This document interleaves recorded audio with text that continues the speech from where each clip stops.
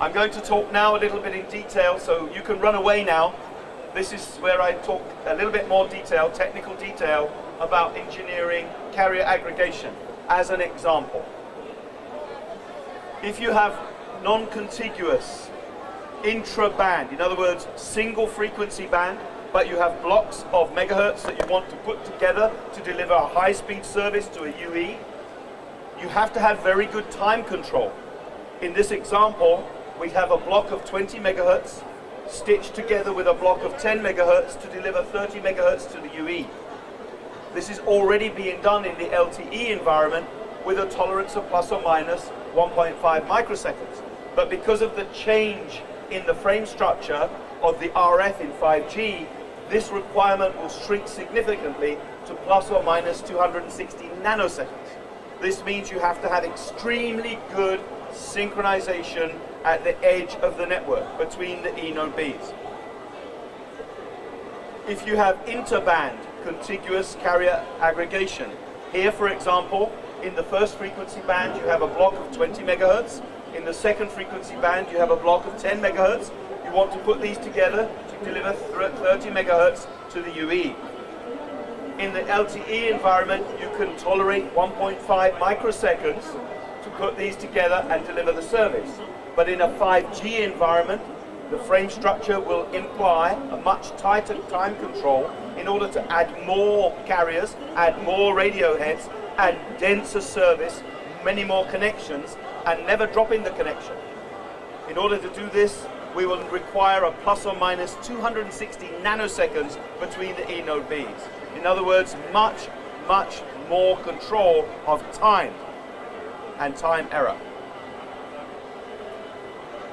Finally, just to talk a little bit about single frequency contiguous blocks. Putting contiguous blocks is actually more difficult than non-contiguous blocks. The reason why is these are extremely close together, they're next to each other, and you cannot allow them to overlap.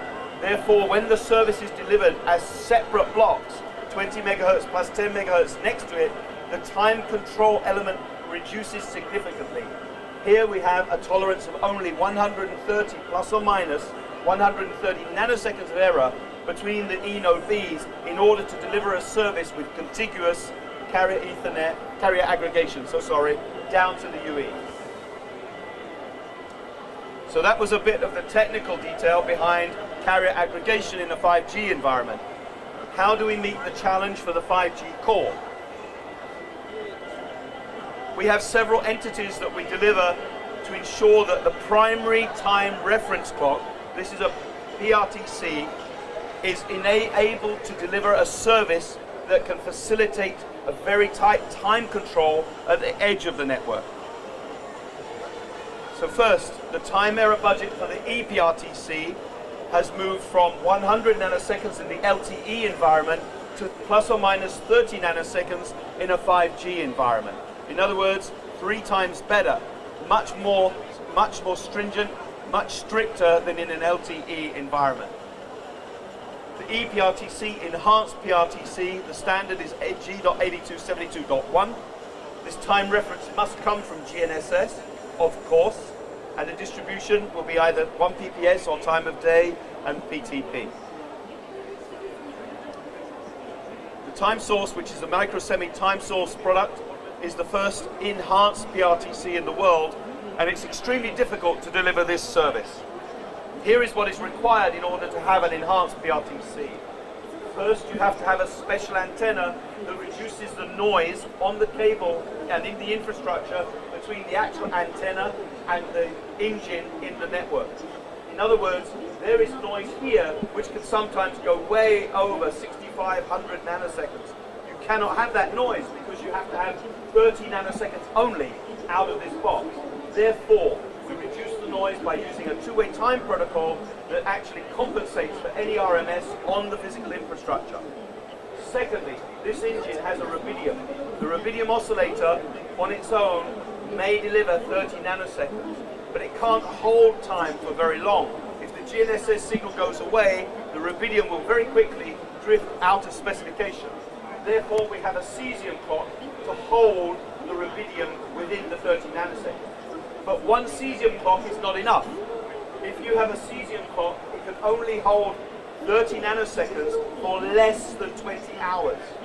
A cesium clock can hold frequency for many years, but it can only hold time for a very short amount of time because the cesium will drift. In order to ensure that the cesium and the rubidium can hold time, you put a second cesium, compensating for the drift, and then you can hold time within 100 nanoseconds for up to 14 days.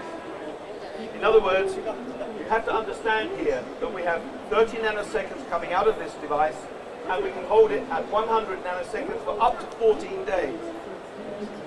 When you understand that one cesium can only hold 100 nanoseconds for 1 day, you realize how exceptional this is. Now, in order to have time around the network, what we do is we distribute PRTC 100 nanosecond devices or 30 nanosecond PRTC-B devices around the edge of the network, and we hold time in the core of the network by putting multiple ePRTC in the core. What we do here is we send signals from each PRTC to the other PRTC. When you have three PRTC working together, you could get rid of the GNSS. It could go away completely for many, many days, and you will be able to hold time perpetually. This is a very big development. For example, if a very unfriendly power decided to disable your GNSS, you can hold time for as long as you wanted to using ePRTC terrestrial time instead of satellite time. Satellites are very vulnerable to all sorts of disruption, even sun disruption. Whereas ePRTC, multiple ePRTC, there is no disruption. It's permanent time on the ground. Remember, satellites actually use cesium clocks.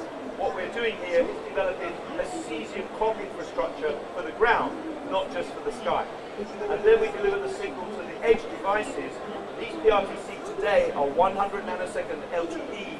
In the future, they will be 30 nanosecond 5G.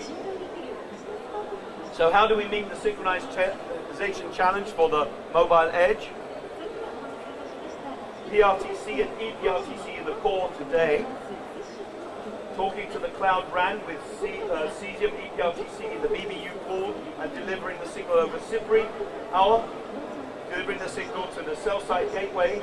CSG is a cell site gateway, and having PRTC deployed right at the edge of the network. In the future, this will become ePRTC in the core, ePRTC at the BBU pool, and PRTC using NGFI, that is a signal over Ethernet, in the future. Finally, the last slide. This is what the 5G network will look like. ePRTC in the core, massive amounts of radio heads, massive amounts of clocks around the network, ePRTC and PRTC, massive increase in phase at the edge of the network at a very granular plus or minus 260 nanoseconds. In the CRAN, and that's the end of the presentation. As we go forward, we have the SYNC-E physical layer, the PTP protocol layer, GNSS at the edge and in the core, using these different functions to deliver ubiquitous service, ultra-reliable service on 5G infrastructure at a very granular time control. Thank you very much. Arigato, domo arigato.